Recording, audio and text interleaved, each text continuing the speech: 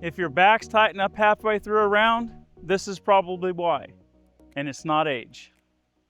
For a long time, I thought I just needed to stretch more, but that actually never fixed it. So I wanted to understand what's actually going on and how to fix it.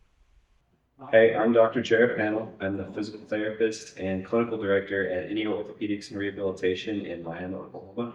And we're going to be going through some various stretches as well as exercises to help people as they age in disc golf. This is where most players get it wrong. It's not that your back just suddenly tightened up mid-round. It's that your body is compensating for something that's not moving well. And that's why your reach back gets shorter, your timing's off, and you start losing distance as the round goes on. So instead of trying to stretch your back, you have to teach your body how it actually needs to be moving. So the first round of exercises that we're really going to go through here are going to be targeting more on the lumbar spine. And what we're going to be looking for here is trying to work mainly rotational components as well as just general flexibility. As we age, we want to make sure that we're getting complete rotation so that way we can do things specific to bending over, rotating side to side, or even things just as simple as reaching in the car behind you. So the first exercise that we're going to go after right now is going to be what we call an open rope.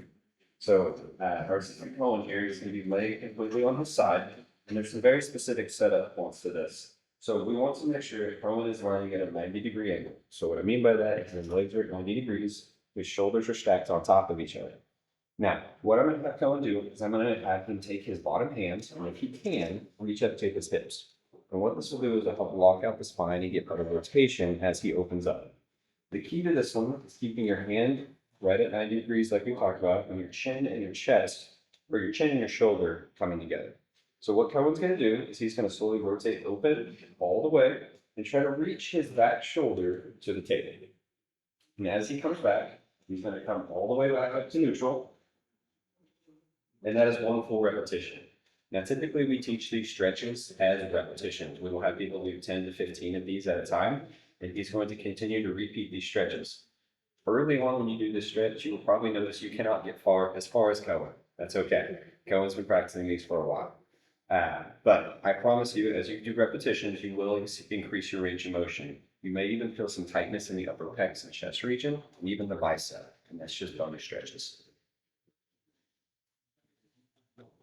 The next exercise that we're going to move into here is going to be a very basic exercise, but we're going to move into something called a lumbar rock. So this is something that you can do every morning or very specific before your workouts. But Cohen is going to lay completely neutral. He's going to lay with his knees bent. And there's two ways to do this. He can keep his arms tucked tight, close to his chest, or he can bring his arms wide out to the side. If he brings his arms wide out to the side, he will get a little bit more of his obliques involved with the stretch. But this stretch is pretty simple. All he's going to do is rock his legs down as far down to the table as he can. Try to hold it for a split second, and then reach his legs back over to the other side. Once again, as with most stretches that we teach here, these are going to be repetition-based stretches. 10 to 15 repetitions on each side, making sure that you feel a good pull out through the obliques, a little bit of the lats, and even in the chest and bicep region.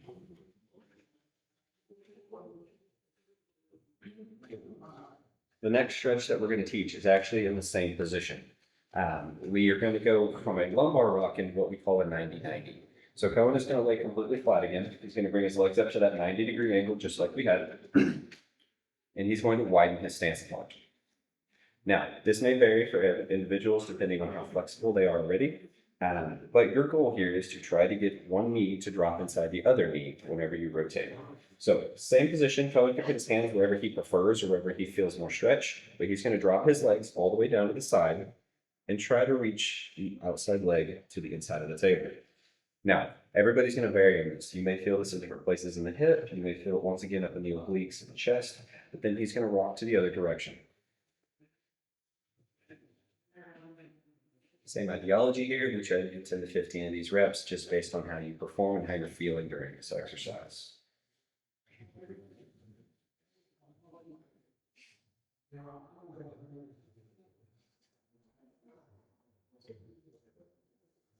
The fourth exercise that we're going to go after here is a more advanced version of these two. You're going to be targeting a little bit more of the glute and the IT band, as well as the low back and lumbar spine.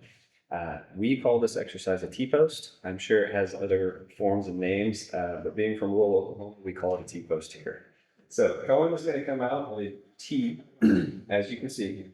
Now, what he's going to do is he's going to choose one leg. It doesn't matter which leg you want to start with, but he's going to bring that leg up as high as he's able to bring it up. Now, Cohen has pretty good flexibility in his hamstrings. What we'll see with some folks is we'll see this number right here. If this is all you have right now, that's okay. But what you want to try to bring it up is as high as you can get, and you want to try to take this leg and cross it all the way over. Now, the key to this exercise is about right here. You can see Cohen is able to actually rotate his hips over and drop it off of the table. Most folks, unless they're quite advanced and flexible, will get to a point where they get stuck about right here. This is an okay starting point. We really need to work on getting that hip to drop over, and by that, we'll be stretching out the lumbar spine a little bit more. We'll, at this point, try to come all the way back up, and he has the choice. He can choose to do one leg repeatedly over and over, but my preference is to bring the opposite leg up and go to the same exact side. Now you can tell on this side, he's a little bit tighter. So his hip doesn't want to fully rock over, as I think I gave a little bit of overpressure, but that's okay. He still needs to work on this side, just like you might early on when you're stretching.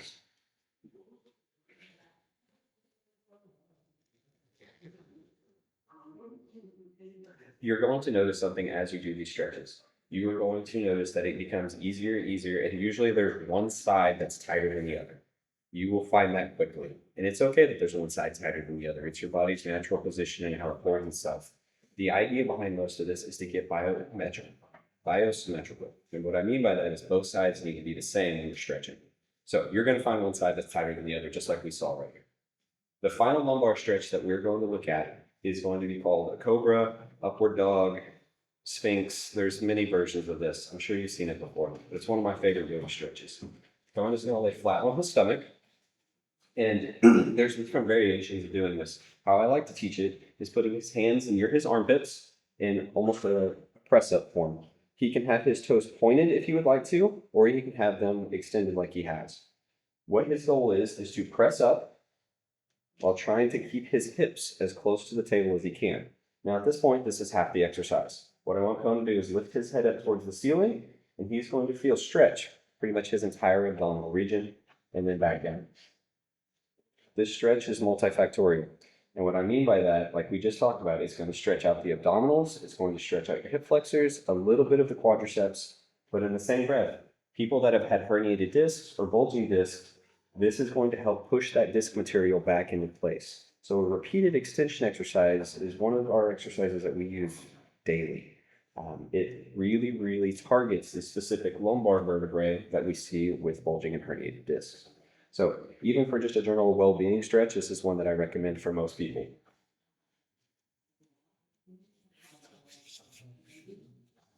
Red flags for any of these stretches include severe pain, numbness, tingling, any of those situations. If you feel like you are having any of those symptoms, you should probably stop these and consult with a physician or a physical therapist or somebody that you trust in the medical field. But other than that, general stretching burn and general stretching soreness will be noted in most people. So how do these stretches relate to disc golf? What's it going to help with this? Sure. In this range of motion, the open books are going to be more of the rotational component and helping you really drive through. We like this stretch. I personally use this stretch, but I like this stretch to help my lumbar spine actually be able to rotate and I don't feel so locked up. The rest of the stretching is going to be general maintenance, general well-being. I want to make sure you're as mobile and as flexible as possible, just so we can have compensatory movements and you're able to stretch and move a little bit more efficiently. Notice this isn't about doing more. It's about getting your body moving in the right way so your throw isn't compensating. If you're a Masters player looking to play smarter and play longer, this channel's built for you. We're getting close to that 1,000 subscriber mark. And when we hit it, I've got something special planned for my Masters community. For most players, the back isn't where it starts. In the next video, we're going to talk about what's controlling your rotation and why you might be losing distance because of it. Play smarter, play longer.